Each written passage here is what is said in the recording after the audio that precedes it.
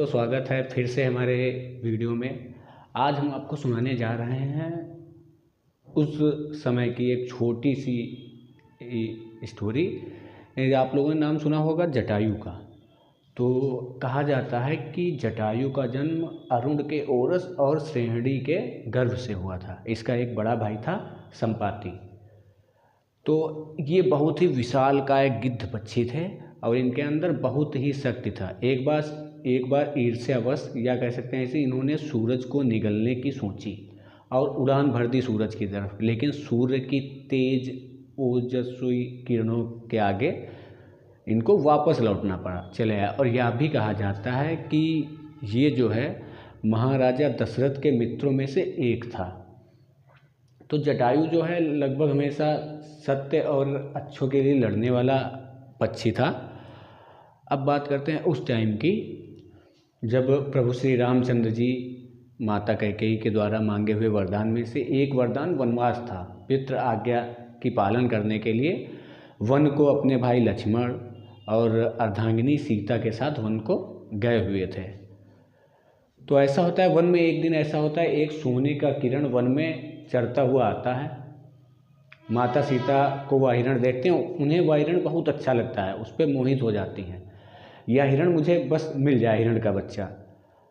तो प्रभु श्री राम जी से बार बार आग्रह करती हैं कि आप मुझे वो हिरण ला दीजिए। प्रभु श्री राम जी बार बार आग्रह करने पे हिरण के पीछे चल देते हैं, लेकिन वो हिरण मारीची नामक राक्षस बन के आया था। वह प्रभु श्री राम जी को कुटिया से बहुत दूर ले जाता है और कुछ देर बाद माता सीता जी को एक आवाज़ सुनाई देती है, हा राम, हा सीता, हा लक्ष्मण।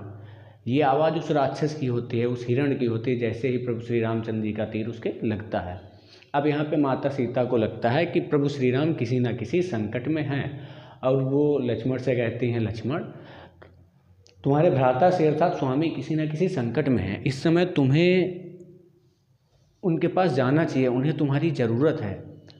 लक्ष्मण एक बार आग्रह भी करते हैं कि भाभी मुझे अपने भ्राता श्री पे पूर्ण विश्वास है, वो बड़ी सी बड़ी कठिनाई का सामना करने में सक्षम हैं। लेकिन माता सीता के बार बार आग्रह करने पे लक्ष्मण जाने को तैयार होते हैं, लेकिन वो क्या करते हैं, पहले एक लक्ष्मण रेखा खींचते हैं और माँ सीता से विनम्र निवेदन करते हैं कि आप कृपया इस रेखा से बाहर ना निकलें।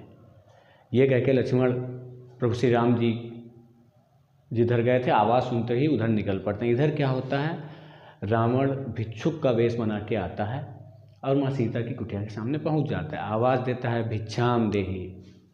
माता सीता भिक्षा लेकर निकलती हैं और वो कोशिश करता है कि लक्ष्मण रेखा पार करने की, लेकिन वह पार नहीं कर पाता है। फिर वो देखता है, उसको महसूस हो जाता है कि मैं इसको पार नहीं कर पाऊँगा। अर्थात फिर वो माता सीता से कहता है, कृपया आगे आकर भिक्षा दीजिए। तो माता सीता बोलती है, नहीं, मुझे इस रेखा से आगे आने की अनुमति नहीं है, आप यहीं से ले लीजिए।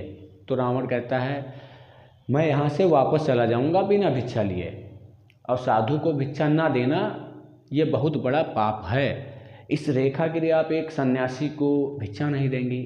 बहुत कुछ समझाते हैं। तो माँ सीता उस रेखा से बाहर आ जाती हैं।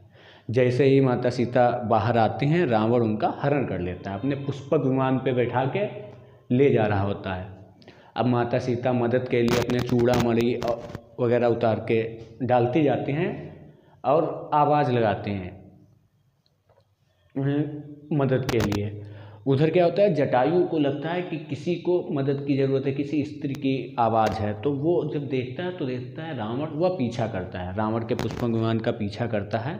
और जब देखता है तो रावण को समझाता है, हे रावण कृपया आप छोड़ दीजिए, ये प्रभु श्री राम की अर्धांगिनी है, अभी भी समय है, अगर आप इनका हरण ना करें तो अच्छा रहेगा, वरना प्रभु श्री राम आपका विनाश कर देंगे।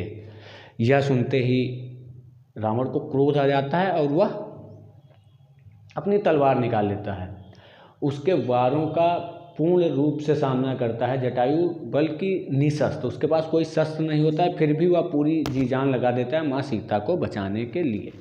लेकिन माता सीता को नहीं बचा पाता है, वह रावण उसके पंख काट देता है, वह नीचे आकाश से नीचे गिरता है जाके। इधर प्रभु श्री राम और लक्ष्मण जब वापस आते हैं तो वह देखते हैं कि माता सीता कुटिया में नहीं है। ढूंढने निकलते हैं प्रभु श्री राम, जंगल में पेड़ पौधों से पूछते हैं, हे खग मृग हे मधुकर श्रेणी, तुम देखी सीता मृग रहनी। इस तरीके से पूछते हुए आगे बढ़ते हैं। आगे चलते चलते उनको किसी के कराहने की आवाज़ सुनाई देती है, और वह आवाज़ होती है जटायु की। जब प्रभु श्री राम जटायु के पास पहुंचते हैं, जटायु दर्द से कराह रहा था क्योंकि दोनों पंख कट चुके थे। बस वो प्रभु श्री राम की प्रतीक्षा में उसके प्राण रुके हुए थे। प्रभु श्री राम जटायु को उठा के अपनी गोद में रखते हैं तो ऐसा लगता है जैसे जटायु को बहुत राहत मिली हो। कर सरोज सिर परस्यव कृपा सिंधु रघुवीर, निरखि राम छवि धाम सुख विगति भई सब पीर। जैसे ही प्रभु श्री राम उसको गोद में रखते हैं, उसके सर पे हाथ फेरते हैं तो जटायु को ऐसा लगता है सारे दर्द, उसके सारे दर्द जो है समाप्त हो गए हैं, अब उसको दर्द नहीं रहा है। प्रभु श्री राम पूछते हैं, जटायु तुम्हारी यह हालत कैसे हुई?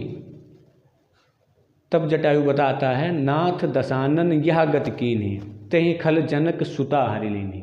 प्रभु ये मेरी जो है दशा दशानन रावण ने की है, और उसी ने माता सीता का हरण करके वह लंका की ओर ले गया है। प्रभु मैं आपसे क्षमा चाहता हूँ कि मैं माता सीता को बचाने में असमर्थ रहा, लेकिन मैंने जी जान से कोशिश की। यह कहते हुए वह प्रभु श्री राम के हाथों में अपने प्राणों को त्याग देता है। प्रभु श्री राम उसका क्रियाक्रम अपने हाथों से करते हैं। यहाँ से दोस्तों उनको एक ये सीख मिलती है कि एक पक्षी निस्वार्थ भाव से सत्य के लिए लड़ने को खड़ा हुआ था, ये भी नहीं सोचा आगे क्या होगा, और वो लास्ट में सत्य के लिए लड़ता लड़ता प्रभु श्री राम के हाथों में उसने अपने प्राण त्यागे और वह स्वर्ग को प्राप्त हुआ। और हमको सीखना चाहिए अपने मर्यादा पुरुषोत्तम श्री राम से, जिनकी नज़रों में पशु पक्षी व्यक्ति सबको समान प्रेम करते थे, किसी के साथ में किसी भी प्रकार का दुर्व्यवहार नहीं करते थे। इसी के साथ दोस्तों मैं अपनी वाणी को विराम देता हूँ। मिलते हैं नेक्स्ट वीडियो में नेक्स्ट